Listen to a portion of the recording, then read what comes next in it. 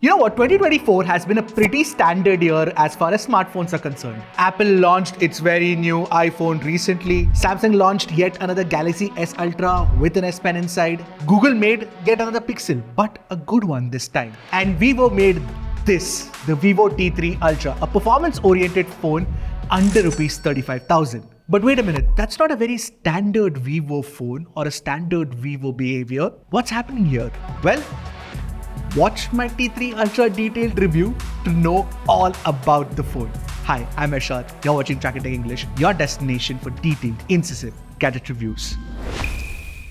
So what makes the Vivo T3 Ultra a performance phone? The specs, of course. So internally what you get is the MediaTek Dimensity 9200 Plus, which is actually a flagship SoC. That apart, you also do get support for LPDDR5X RAM type and UFS 3.1 storage. UFS 4.0 would have been better, which is why phones like the Realme GT60, the OnePlus Nord 4 and the Poco F6 score better in storage benchmark compared to the Vivo T3 Ultra. Having said that, in Antutu and in Geekbench, Vivo does score higher than the Poco F6, the OnePlus Nord 4 and the Realme GT60. In fact, the Immortalis G715 GPU used by the Dimensity 9200 Plus is a proper flagship grade GPU and you get support for ray tracing as well. Only the Poco F6 with Snapdragon 8s Gen 3 has support for ray tracing, the 7 Plus Gen 3 toting OnePlus Nord 4 and the Realme GT60 do not. And when we also ran the Solar Bay ray tracing test, the T3 Ultra did score higher than the Poco F6. In our CPU throttle test, where we engaged 40 threads for 30 minutes, we got a CPU stability score of 74%, which is generally on par with what the Nord 4 and the Realme GT60 also achieved.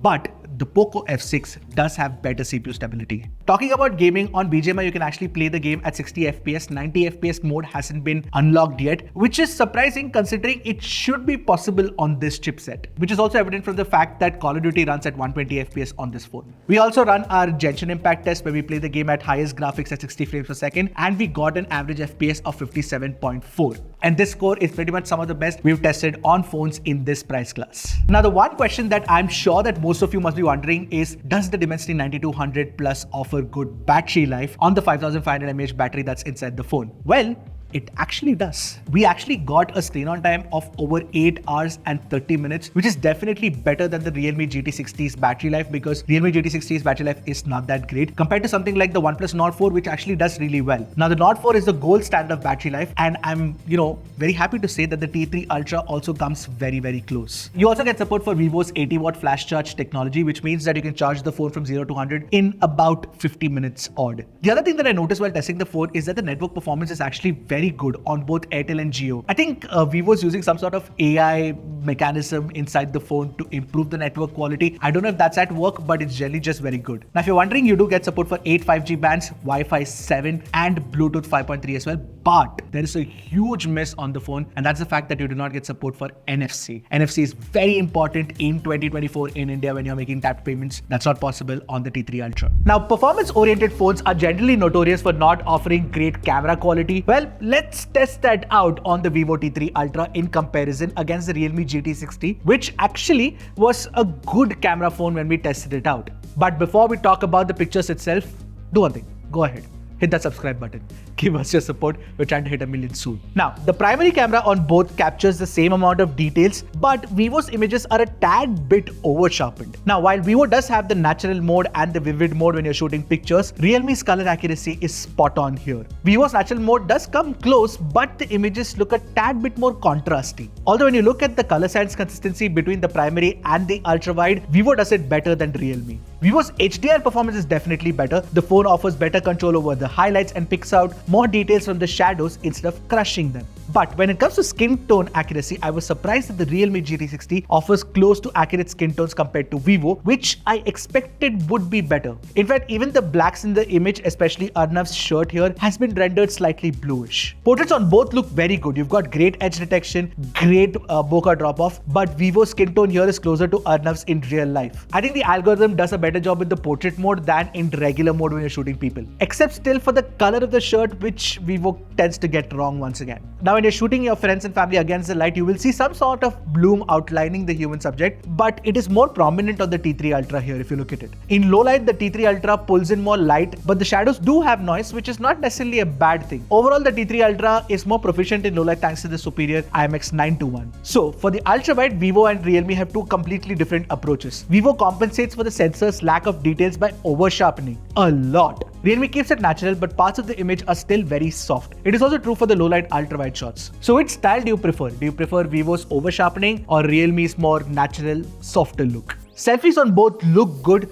but Vivo does offer closer to neutral skin tone, which is also true for selfie portraits. Low light selfies are also good on Vivo compared to Realme. Both the phones can shoot 4K 60fps videos and they both look very good, but when shooting with the front camera, the T3 Ultra offers 4K 60fps and it looks so much better as a result. So overall, if you look at it, the T3 Ultra's cameras are pretty good, and of course they match up with the Realme GT60 and sometimes beat it too. But if you want a camera focused phone, then you would be better off picking up something like the Vivo V40 instead. By the way, I must definitely mention that the T3 Ultra has a bunch of extra, shooting modes as well. For example, one of the things that it adds extra is this aura light. So basically you can get better shots of people in low light situations. You also get a festival mode, which means that if you're shooting like, a festive occasion like we've shot here, then pictures have a certain kind of look to them. And of course, within the album app, you also do get the AI eraser and AI photo enhance features. So yeah, so they work well. Now, software of the Vivo T3 Ultra is obviously FunTouch OS 14 based on Android 14, and Vivo's promising 2+3 years of software updates as well. Now, FunTouch OS is something that I've spoken at length about. It's of course got tons of features that are definitely useful for end users. For example, you get stuff like clone apps. You also have the option to call record without actually intimating the person on the other end. I know a lot of people want that. That's available on Vivo phones. But FunTouch OS is still not one of the most refined operating systems out there. Obviously, UI design is one thing, but the other thing is the fact that you do get a lot of third-party apps that are pre-installed even on the T3 Ultra. Now, while you can of course uninstall all of these apps, hot apps and hot games are also switched on by default again, which you have to switch off, which a lot of people don't know about. That's not it. There are personalized recommendations and there are also lock screen wallpaper integrations. Now, if you want a clean operating system experience, then you will have to uninstall all of these apps and switch off all of these features so that you can get a clean experience. But yes, FunTouch OS is pretty feature rich. Again, I'll have to mention that. Alright, finally, I have twisted things around, so we're going to be talking about the design and the display last. Now, design wise, you must be like, hey, I've seen this phone somewhere before. That's because you probably already have, and it's the Vivo V40 rematched. But the thing about the design itself is the fact that the frosted glass look that this phone has is very premium. It doesn't look that way, but when you hold it, it's got a satin finish and it feels very nice in the hand. So this is the frosted green color, which I really like. And there's a lunar gray color, which is also very good looking. And the best part is that this is only about like 7.6 odd millimeters thick, and it's got a 5500 mAh battery despite that thinness. That's not it. It is also under 200 grams, so it's also very comfortable to hold and use, despite being a big phone, mind you. Sorry, the best part is not just that. The best part is the fact that you get IP68 rating on the phone, which is pretty cool. And the back is made of glass, but we don't know what glass protection it's using, but the front actually uses short sensation. But there are a couple of things that you must note is the fact that the Type-C port at the bottom is a USB 2.0 Type-C port, and because of the fact that the phone is slim, the vibration motor is not that great. So you do not get good haptic feedback. It's a bit rattly and thin. It's not that good. Alright, now let's talk about the display on the front. Now this is a massive display. It's an AMOLED panel. It's 120Hz. It's curved as well. Plus you get 1.5K resolution too. So overall display quality wise, it's actually very, very good. In fact, it does get very bright too. So you get about 1200 nits of brightness when you push the manual brightness slider. And when you actually watch HDR content, the local peak brightness at about like a 10%, 1% window would be 4500 nits of peak brightness. Talking about HDR video playback, you get HDR video support on YouTube, but not on Netflix. At least that's not available at the time at which we checked the phone. Regardless, this is a very, very good panel if you ask me, especially in the professional color mode. I think that the color accuracy is also pretty close to neutral. And to round out the whole multimedia experience, you do of course get support for all the Bluetooth high-res codecs that you can think of, which is basically LDAC, LHDC, all of that. And you also get a stereo speaker setup. And these stereo speakers do sound good enough to my ears. Take a listen to it right next to the Realme GT60 and let me know which one you guys prefer in the comments.